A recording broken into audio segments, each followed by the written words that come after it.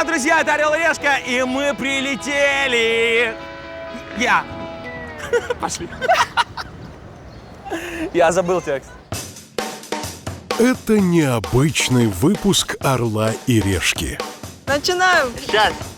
Вау, шу. У меня грудь выпадает. Это спецпроект «Орел и Решка. Неизданное. По морям 3». Ой! Так, тихо, назад. Ой, блин!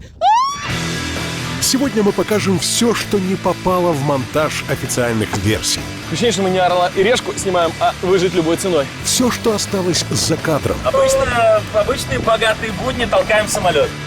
И все, что было не пропущено цензурой. Я морская волчица. И перед дельфинами неудобно. Неудачные дубли, Блин, аккуратно. Ума промочи. Это не вид. не вошедшие сюжеты, Это вы еще не видели, как меня в туалет носили. личные впечатления, Вот такая уже совсем как была. Ну капец. откровения ведущих. Мне так больно не было с детства, когда я в огороде у бабушки крапивой вытер попу. Мы покажем вам 45 минут чистого эксклюзива. Вы же нас смотрите, потому что хотите прекрасных переживаний, поэтому...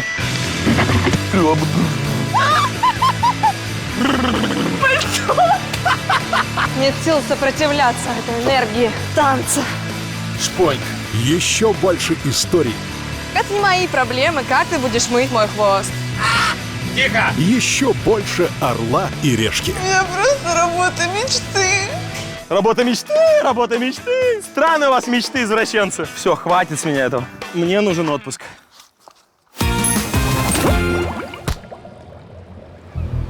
В 20-м сезоне тревел-шоу «Орел и Решка» продолжило грандиозное путешествие по морям и океанам нашей планеты. Мы побывали на лучших курортах мира.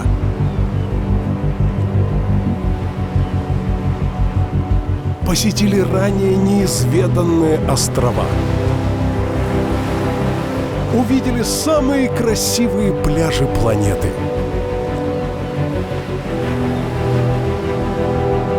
Погружались к бездонным морским глубинам.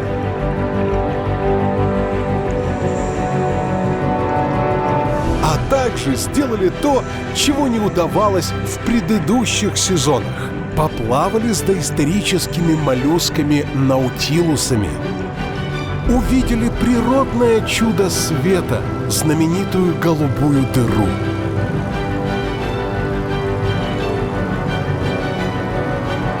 Но главным достижением сезона по морям 3 стали киты. Кит! Вот, смотри, ты видел? Посмотри, что они утворяют. Посмотри, какая красота. Один прям играется, выпрыгивает вверх хвостом.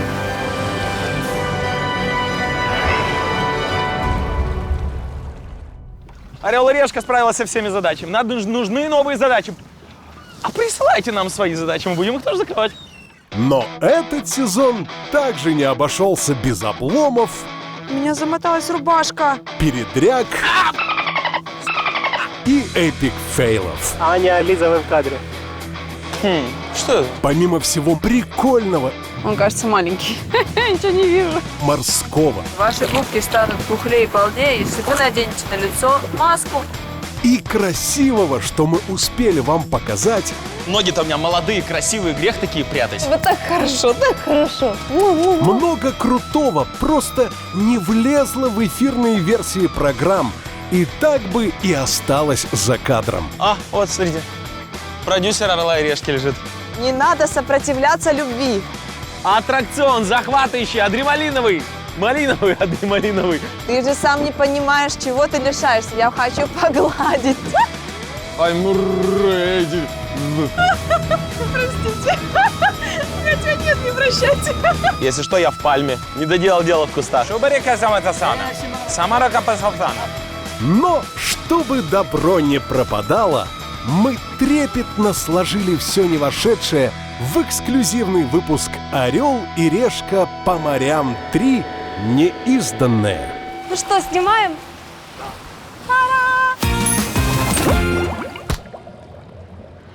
Все выпуски «Орла и решки» начинаются со стартовой подводки. Здравствуйте! Всем привет! Привет, друзья! Hola, chicos и chicas! Каждый раз ведущие подбрасывают монетку, чтобы решить, кому достанется безлимитная карта, а кому $100. Ну что ж, я предлагаю раскрыть эту интригу, дабы дать волю другим интригам. Орел! Решка. Это самый интригующий момент программы и самый спорный с точки зрения наших зрителей. А правда ли вы подбрасываете монетку? Потом начинается с комментария. Некоторые зрители беспокоятся, что кому-то из наших ведущих чаще достается безлимитная карта. Ух ты! Опа! Другие же твердят, что все спланировано заранее, и ведущие с самого начала знают, кому достанутся $100. К сожалению, это не так. Во-первых, согласно статистике, удача в этом сезоне улыбалась и Коле, и Алине примерно одинаково. А во-вторых, снимать программу, зная заранее, кто будет по бедному, а кто по богатому, было бы значительно проще. Но тогда «Орел и решка» лишилась бы вот этих искренних эмоций и переживаний. Да что я не видел на Мальдивах-то по бедному уже здесь? Что могло поменяться? Да ну что ж такое? Почему? Что там? Я даю тебе $200, и мы не открываем монетку. Эй, давай! Как ты это сделал? Ну как? Ну как ты знал? Ну как он знал? Мне обещали другое. Я, говорит, с продюсерами «Орел и решки», они говорят, Оля, твоя карта твоя, а здесь какой-то прошлый махлёж, я буду разбираться в суде. Звони Санкице Невису. Вранье, это все, никто ему не обещал никакую золотую Вот она карту. мне У нас пообещала. Все по-честному. Она мне Вранье пообещала, она это. говорит, золотая карта у тебя будет, Коля. И будут тебя мулаты обмахивать опахалами, женщины будут тебе массаж делать, говорит, ног.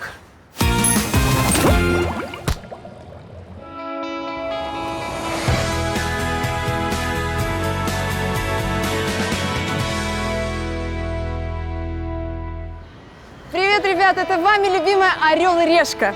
И мы снова исследуем Филиппины. Орел. Решка.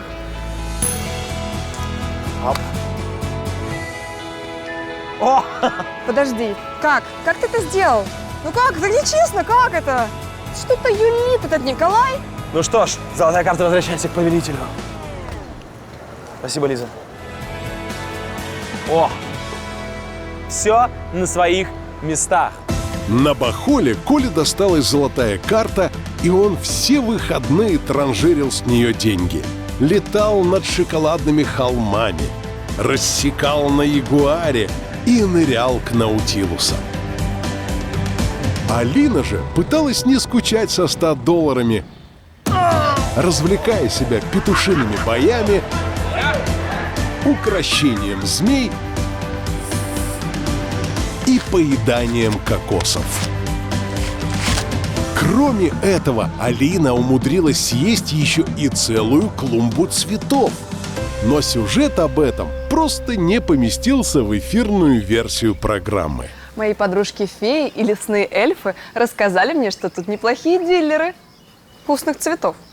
Я пришла в ресторанчик под названием Бахол Бифарм, который известен своими блюдами из живых цветов. Мне принесли Organic Garden Salad. Готовится он так. На тарелку выкладываются листья салата, цветы гибискуса, клитории, апельсиновые лилии и еще десяток других неизвестных мне цветов. Ну что, вы готовы к ланчу с единорогом? Выглядит как в детстве, потому что в возрасте 5-6 лет мы вот точно такие же салатики нарезали с этим подорожником, только умные филиппинцы. Это теперь продают, а тогда вот бесплатно раздавали, есть никто не хотел. Вот, ребята, салат из цветов. Ну, попробуем.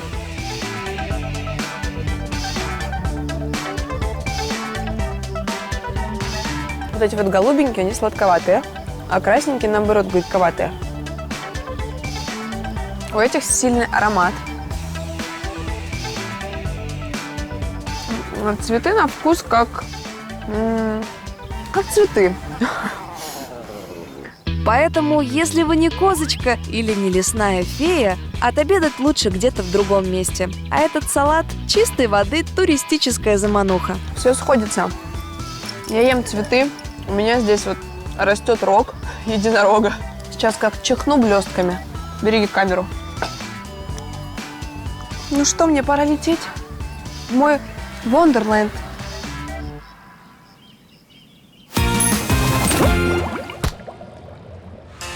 Съемки «Орла и решки» — это сложный и непредсказуемый процесс.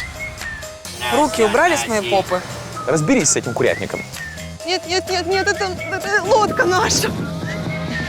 Нас часто подводит техника. Или чужой дрон своей GoPro. Ром, ты не злишься? Злюсь. Я злюсь. Не слушается транспорт. Нет бензина. Портится погода. Ну что это такое? Ну вообще ничего не видно. Погода портится, и все, никакого праздника. Выходит из строя съемочная группа. Лизочка, что случилось? Расскажи мне. Ах, колючки. Такими, между прочим, немцы подводные лодки топили. Посмотри, как вообще это можно выдержать. Ай! Руку мне ударил камерой. Я говорю, Лена, брось меня, пожалуйста, летите на Антигой без меня, оставь меня здесь. А порой драгоценное съемочное время съедает любовь наших ведущих ко всевозможным животным. Ой, Юля, давай заберем, пожалуйста. Подставил мне голову, говорит, чеши. Алина, мы едем в ресторан. Мы сейчас там покушаем. Собака. Для чего вы ко мне пристали вообще? Как бы мне хотелось тебя забрать, но ты в моей однушке просто не поместишься. Прикольные чувачки. Говорит, что надо тебе? Что снимаешь? Иди сюда. Лети ко мне. Мой сладкий.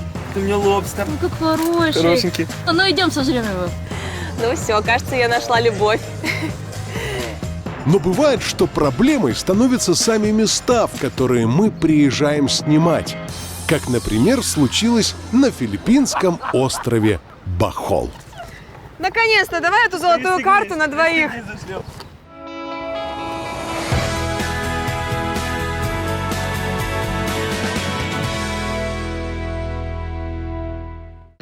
Друзья, очень сильно спешу, поэтому не буду детально объяснять, расскажу в двух словах. Здесь есть очень серьезный шаман неподалеку на острове, и у него только что открылся канал, поэтому я выбрал транспорт, на котором я доберусь до шамана быстрее всего. Роберто, спешим, я знаю, что ты Роберто. Мы с тобой созвонились. Давай. К шаману в канал, быстрее. Арендовав вертолет, я отправился на соседний с Бахолом остров Сикихор. Вау! Сикихор — это остров неимоверного количества легенд. Его называют и огненным островом, и островом тысячи ведьм. И даже поговаривают, что это осколок мифической Атлантиды. Многие филиппинцы из-за суеверий боятся здесь ночевать, а туристы из-за тех же суеверий толпами ломятся на остров. А все потому, что чуть ли не каждый житель Сикихора — шаман. И я прилетел к самому сильному из них. А вот и домик шамана.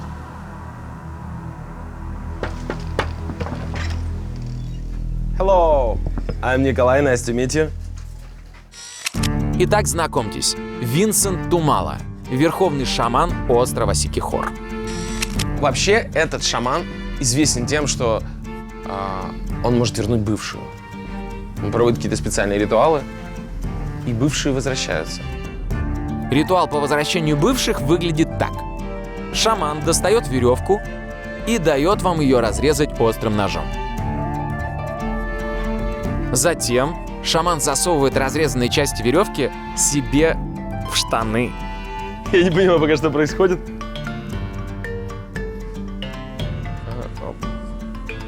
Ничего себе! Вот это магия! Я неоднократно видел фокус, как дамы языком завязывают черенок от вишни, но чтобы в трусах склеивать веревку, Это впервые. А? На самом деле, это, конечно, все прикольно, но я летел издалека. Заплатил деньги за вертолет, потратил 2 часа времени. Не для того, чтобы смотреть уличные фокусы. Ну, теперь вы понимаете, почему некоторые сюжеты так и не попадают в эфирную версию программы.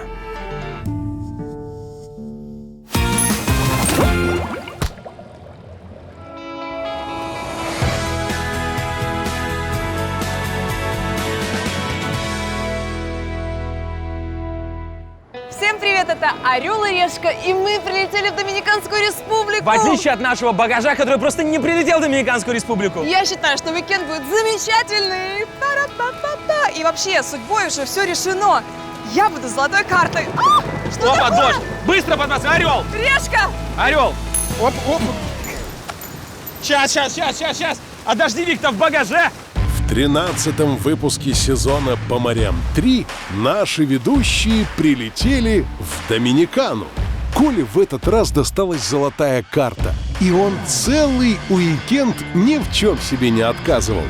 Плавал со скатами, дайвил к затонувшему лайнеру и даже увидел китов. А Алина со 100 баксами умудрилась искупаться и в море, и в океане, и в водопаде. Но один сюжет Алины, снятый в столице Доминиканы, к сожалению, так и не попал в эфир. И сейчас мы это исправим. В Санто-Доминго есть одна очень необычная достопримечательность. Здоровенное бетонное здание в виде креста. Высота 33 метра, ширина 44, а длина как 100-этажный небоскреб. Оказалось, это не что иное, как склеп Колумба. Да-да, того самого испанского мореплавателя, который открыл Америку. Строили это здание почти 40 лет. Потратили $70 миллионов. Мне даже тяжело эту сумму представить, как она выглядит. $70 миллионов. Наверное, вот как раз-таки все эти бумажки можно было бы уместить в этом здании. Прах великого мореплавателя хранится в небольшой комнатушке здания. Вот в этом сундуке. Быть похороненным здесь, на любимом из открытых им островов, было завещанием самого Колумба. Тут целая комната портретов и даже бюста Христофора Колумба. С этим, кстати, связан еще один удивительный факт. Его никто никогда не рисовал с натуры. То есть все эти работы сделаны по примерному описанию человека. И на самом деле никто не знает, так ли он выглядел или нет. Тут упоминается, что у него орлиный нос, со слов его сына, со слов людей, которые были с ним знакомы. Он был не худой, не толстый, так себе описание. У него были светлые волосы при жизни, и в 30 лет он стал седовласым полностью. Но, судя по портретам, у каждого было свое представление об этом человеке.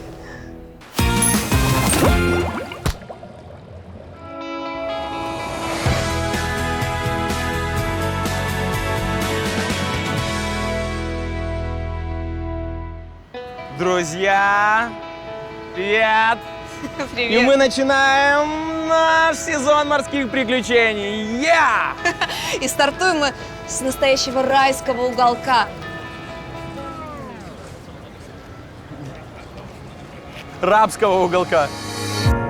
В первом выпуске сезона «По морям 3» Коля и Алина прилетели на Мальдивские острова.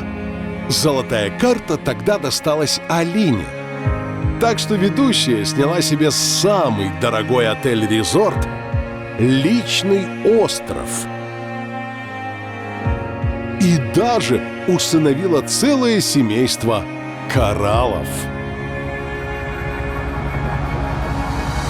А Коля со $100 догреб до необитаемого острова и попытался провести свой уикенд как Робинзон Крузо. Но прежде чем отчалить на остров, Коля прогулялся по столице Мальдив Мале. Один сюжет из этой прогулки так и не попал в эфир, зато отлично вписался в выпуск неизданного. Спустя несколько часов знакомства с Мали я пришел на главный пляж столицы Мальдив. Правда, выглядит он достаточно необычно. Какой прикольный бассейн. Бассейн? Зачем в море бассейн? Или может он платный? Надо выяснить.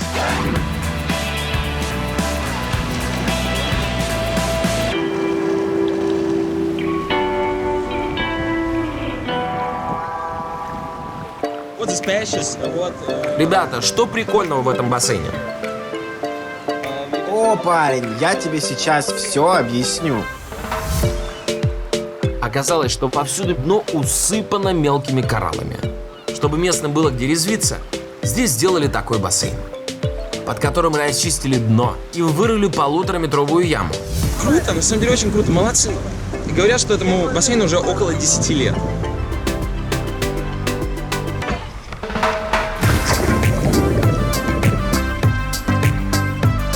Да, по туристическим меркам пляж вряд ли можно назвать хорошим.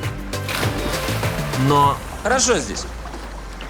Можно прийти поплавать, потренироваться. Можно поплавать дистанции. Понимаешь. Вот 25 метров. И тренируешься спокойно. Не боишься того, что тебя течение куда-то унесет.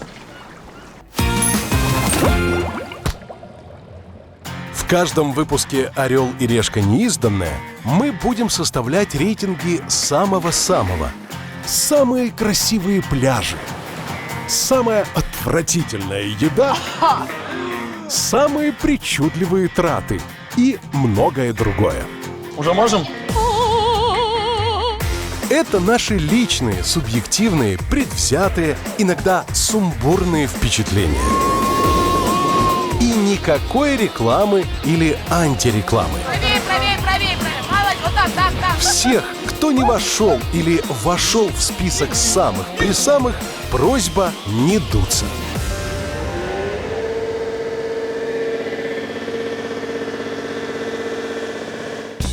В «Орел и решка» между ведущими идет извечная борьба за безлимитную карту. Надеюсь, на этот раз на Мальдивах мне повезет. Оно и понятно, ведь ее владелец может транжирить деньги налево и направо, ни в чем себе не отказывая. Начинаешь сразу набирать. Да! Куплю гражданство и уеду, понятно. Я тебе дам гражданство покупать. Но иногда траты ведущих бывают настолько бестолковыми, что они сами не понимают, зачем оно им было надо. Вашему вниманию мы представляем топ самых странных трат, случившихся в 3-м сезоне по морям. 5-е место. Кортеж из тук-туков на Шри-Ланке. Жаль, ведущий не учел, что тук-туки — это не полицейские машины с мигалками. Что происходит? Мой кортеж развалится. Мы выехали на оживленную дорогу, и сразу все непонятно, где мой кортеж и где обычные тук-туки. В итоге этот кортеж только мешал Коле передвигаться по городу. Вы уволены все! Спасибо, до свидания. Поехали, мы с вами справимся. Let's go. 4-е место. Сокол в Абу-Даби. Соколиная охота – атрибут роскоши арабских богачей. Алина тоже решила не отставать и арендовала себе пернатого хищника. Правда, это решение оказалось не совсем практичным. Он на меня накакал.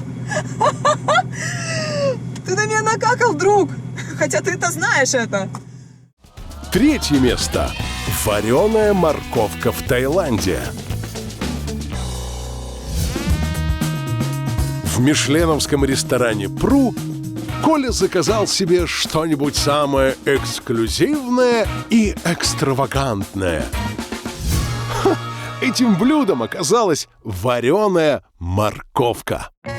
Они, конечно, сказали, что специальная термическая обработка какой-то мягкой сладости. Блин, какая нафиг мягкость и степень сладости? Я никогда не подходил по этим критериям к морковке. Второе место. Сотня устриц в Санта-Катарине. Не придумав, как и куда потратить деньги, Коля решил взять количеством и заказал себе 100 устриц. Мне кажется, что я немного переборщил. Устриц так на 65. И, наконец, первое место. Аренда целого острова на Мальдивах. Жить на эксклюзивном острове-резорте посреди Индийского океана Алине показалось мало. Поэтому она решила арендовать себе еще один, необитаемый. Но спустя 20 минут поняла, что делать на нем абсолютно нечего, и чуть не умерла от скуки. Теперь это больше напоминает камеру пыток. Просто лакшери камера пыток. Мне кажется, мне пора. Да, мне точно пора. И это еще не все. На Боракае Алина заказала себе настолько странное развлечение, что сюжет о нем решено было не ставить в эфирный выпуск программы.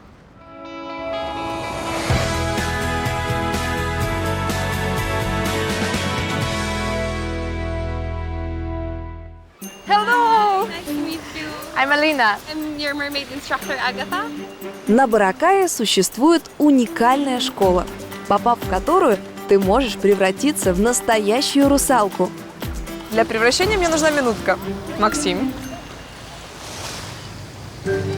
Минутка, немного магии, и я русалка. Такая селедочка. Так, а теперь как к морю.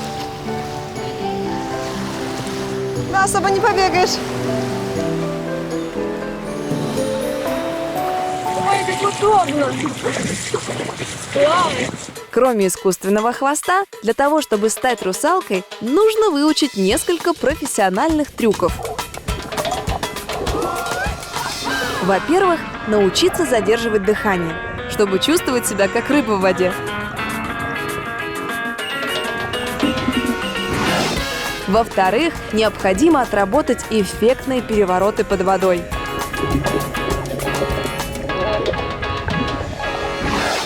И в-третьих, соблазнительно плавать на боку, чтобы ни один моряк не смог устоять на палубе.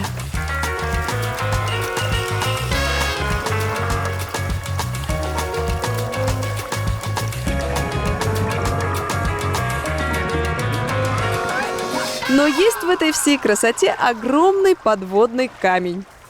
Плавать с хвостом жутко неудобно. Он то сползает, а то и вовсе норовит ударить тебя по лицу. Я только что чуть не сломала себе нос хвостом. И все эти мучения, как и в целом школа русалок, нужны только ради пары красивых фоточек в Инстаграме. И, честно говоря, оно того не стоит. И вот тут уже грация заканчивается. I'm sorry, you can help me. I need this rinse и туалет. В третьем сезоне «Орел и решка по морям» мы как никогда часто отправлялись рыбачить. Что главное в рыбалке? В рыбалке главное терпение. Рыбака может понять только рыбак, Макс. Тёма, ты слышал звук? Это был ты? Значит, это лопнуло мое терпение. Мне пора заходить в дело. Come to мама, удочку. О, клюет. А нет, за камень зацепилась. Ведь рыбалка – это и интересное развлечение, Я всегда так волнуюсь, когда клюет. и азартное достижение. Махи-махи, ура! а иногда и единственный способ прокормиться. Затея с рыбалкой провалилась. Но побуду сегодня веганом, посижу на фруктах. Итого за весь сезон мы выловили 3 махи-махи, 1 сибаса, 1 лобстера-лангуста, 1 краба, 2 красных окуней и рыбу спинорога. А говорят, что девушка на корабле к беде. Вот, пожалуйста! Которых, правда, наша гуманная Алина решила отпустить. Теперь отпускаем. Да-да, to be free. Но и это еще не все. На греческом острове Родос Коля ходил на ночную рыбалку. Этот сюжет тогда попросту не поместился в хронометраж программы.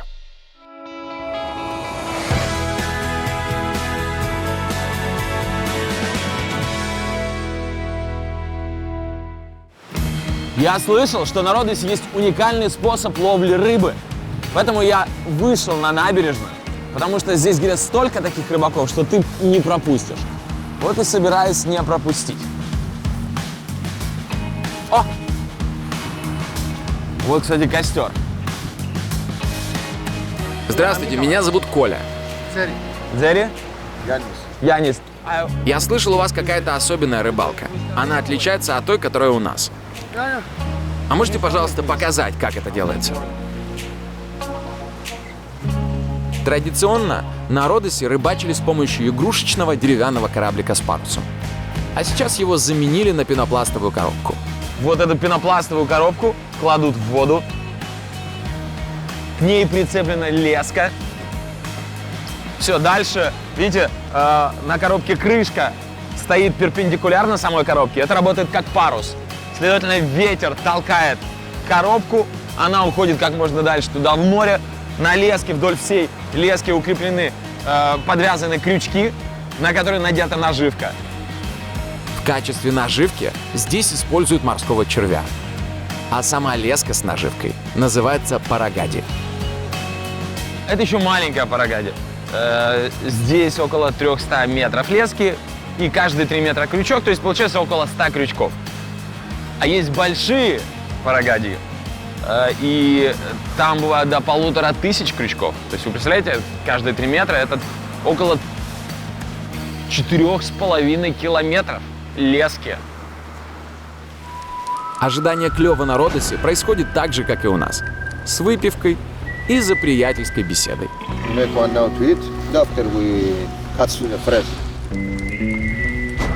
Спустя полчаса ожидания наконец клюнуло. I feel. Да, действительно. Надежда. Рыба! Рыба! Рыба! Рыба! Смотрите! Рыба! У-ху! Ура! Это наш ужин. Рыбу выловили. Теперь будем ужинать. Ура! Нам на крючок попалась рыба дорадо, или, как называют ее местные, ципура. Свежевыловленная рыбеха готовится быстро. 5 минут на решетке, и можно пробовать. Я считаю, что любой способ рыбалки считается отличным тогда, когда он приводит к логическому результату, когда есть рыба. Угу. Соленая, свежая. Вау! Потому что с решкой я перепробовал очень много разных способов рыбалки. И только 2 раза за все время я в конце поел рыбу. Супер! В 3-м сезоне «По морям» мы продолжили изучать пляжи нашей планеты. Песчаные и каменистые, благоустроенные и дикие, популярные и малоизвестные. Но следующий рейтинг мы решили посвятить пляжам, которые нам больше всего запомнились в этом сезоне. Итак, встречайте! 5-е место – самый грязный пляж. Находится он в индийском штате Гоа. Запомнился он нам кричащим равнодушием местных к окружающей среде. Следите за пляжем, пацаны. В ваших руках чистота. Поэтому берите мусор, убирайте и сделаем Гоа чистым. 4 место. Самый непостоянный пляж. Находится он рядом с островом Бахол и называется Virgin Beach. Отдохнуть на нем можно ровно до следующего прилива. Затем пляж полностью уходит под воду. Пора бежать. Море как бы намекает, что уже пора. 3 место. Пляж искусственный. Находится он в Сингапуре. Здесь все, начиная от самого острова и заканчивая валунами, сделано человеческими руками. Камни? Слышите, они полые внутри. 2 место. Самый опасный пляж. Находится он в бразильском городе Ресифи. Этот пляж входит в 10 самых акулонападаемых пляжей планеты. А все из-за опасных бычьих акул, которые близко подплывают к берегу, атакуя купальщиков и серферов. Достаточно весомая причина, чтобы не идти в воду. И, наконец, 1 место. Самый красивый пляж сезона – White Beach, Филиппины. Слова здесь абсолютно не нужны. Да и я лишняя. Просто полюбуйтесь.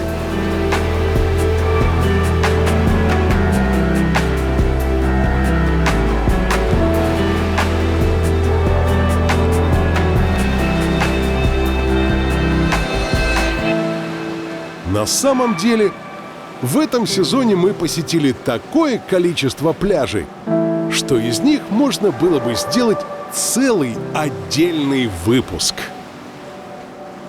Поэтому некоторые пляжи так и не попадали в эфир, как это произошло с самым холодным пляжем сезона на Азорских островах.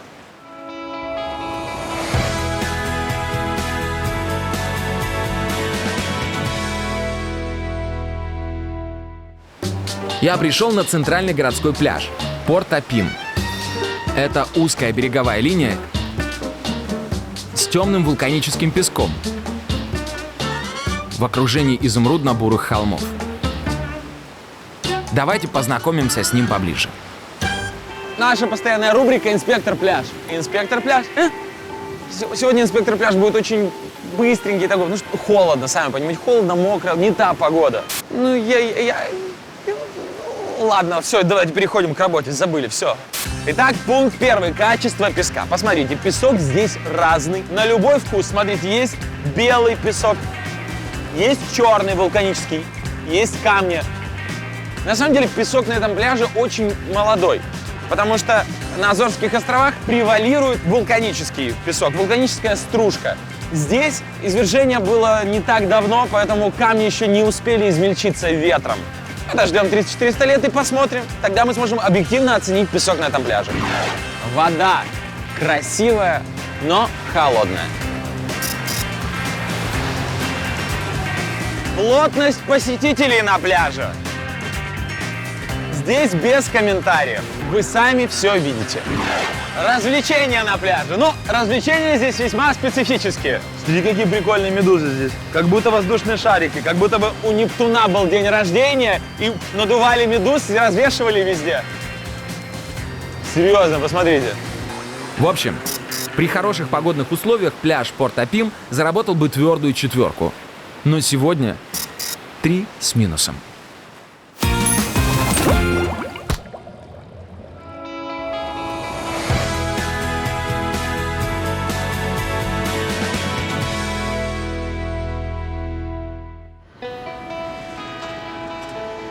Привет, друзья! Мы с Алиной пришвартовались у изумрудного, прекрасного, красивого, райского острова Шри-Ланка. Кстати, именно Шри-Ланка стала самым популярным направлением в этом году у туристов. Ну, раз уж это проверенный факт, тогда мы тоже проверим кое-что. Направление. Кто отправится по компасу золотой карты, а кто будет крутиться на флюгере 100 баксов. Слушай, крутиться на флюгере даже весело. Давай проверим. В третьем выпуске третьего сезона «По морям» мы прилетели на Шри-Ланку.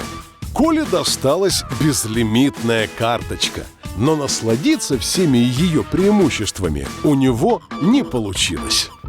То у ведущего сломалась машина, то из отеля нельзя выйти, то погода подпортила охоту на китов. А вот Алина со своими $100 отдохнула на полную катушку. Нравится мне здесь. Жила на первой линии у моря. Отлично. Подружилась с черепахами. И даже умудрилась подайвить. Уикенд Алины выдался настолько богатым на события, что для одного сюжета о традиционной ланкийской рыбалке просто не хватило места.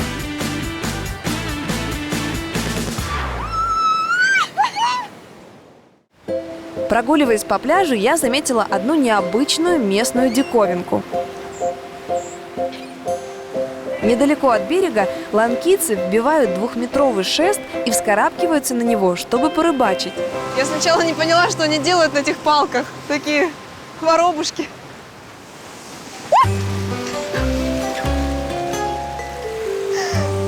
Ай! Клюет? Рыбу не вижу, но ребята на энтузиазме. I want to try, I can? Сейчас я рюкзак повешу. Ой! Рыбаки считают, что лучший улов к берегу выносит морская пена. Стоять здесь неудобно. Волны сбивают с ног. Поэтому придумали вот такой способ рыбалки. Ага.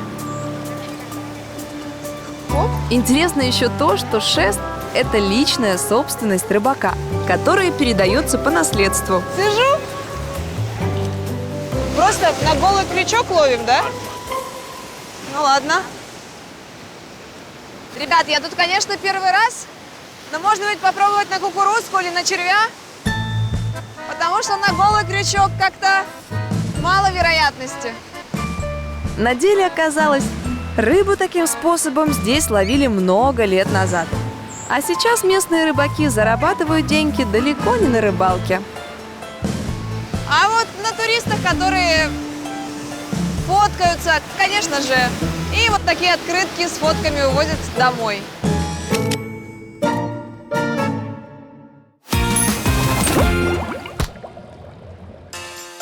С какими бы трудностями ни сталкивалась наша команда во время съемок, нам всегда на помощь приходили песня и танец. Нет сил сопротивляться энергии танца. Это танец для Кости. Пусть уходит прочь печаль. 5 шагов вперед.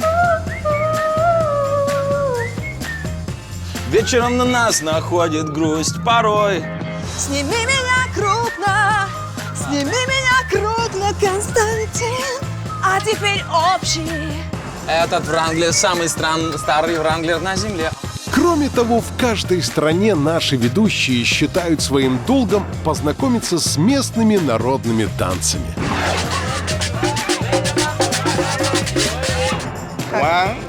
Un, dos, y bachata. Dominican music.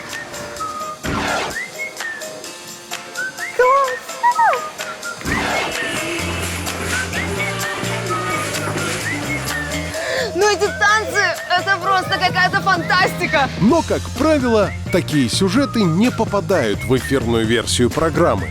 И сейчас поймете почему.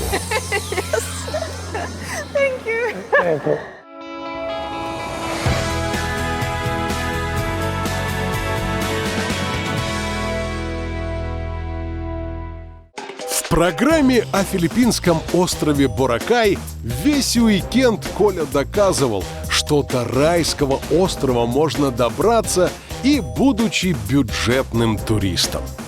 Первый автобус в бесконечном хороводе транспорта на мой уикенд. Да что там, по пути на остров он успел и на пляже понежиться, и еды местной отведать. А бульон, кстати, отличный. Ну, если не думать о том, что там был бычий член, то супер. Но так как у меня и во рту уже был бычий член, то ничего страшного. И даже зашел в столичный ресторан, который славится своим танцевальным шоу.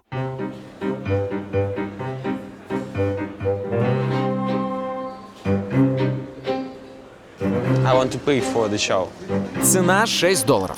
Но, говорят, зрелище того стоит. Местное шоу представляет из себя 2-часовой марафон народных танцев. И, как оказалось, их на Филиппинах немерено. И танцы с зонтиками. И с палками. И со стаканами на голове. И с рыбацкой сеткой. И даже танец с кокосами. И хоть мы очень любим народное творчество, 2 часа странных танцев любителей не выдержит даже опытный путешественник. Я реально не понимаю, что я здесь делаю. Вокруг сидят одни старики. На сцене ребята с грациозностью подростков, которые ходят на дополнительные занятия по танцам после уроков, разыгрывают какие-то танцевальные па. Мне кажется, эти танцы должны взять себе на вооружение спецслужбы, чтобы когда информатор никак не хочет делиться информацией, они раз и достают этот козырь из рукава. Все, тот сразу расколется. Я уже готов все рассказать, всю правду. И про золотую карту, и про ночевню в дорогих отелях. Все расскажу. Только, пожалуйста, прекратите это. Вот именно поэтому часто наши выпуски не досчитываются некоторых сюжетов.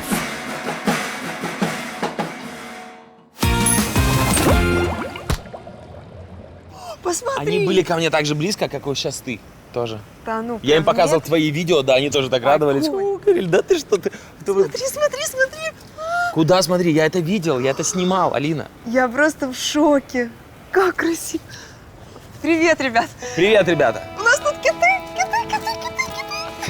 У меня киты, а у Ленки видео китов. Давайте смотреть правде в глаза. Коля, мы столько всего видели за этот сезон. Во-первых, мы поймали... Мы столько всего видели за этот морской сезон. Мы поймали Это марлина. Кто? Мы столько всего видели за морской... Словили. Поймали. Да? А поймали, точно.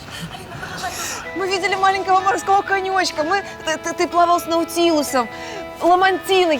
Я даже не знаю, что еще смотреть. Слушай, ну смотреть в будущее, Алина, у нас потрясающее будущее. У нас и прошлое отлично, а будущее так Это просто да? вообще. Смотри, мы не были в Антарктиде, еще не были. Там холодно. Коль. Курточку набросить.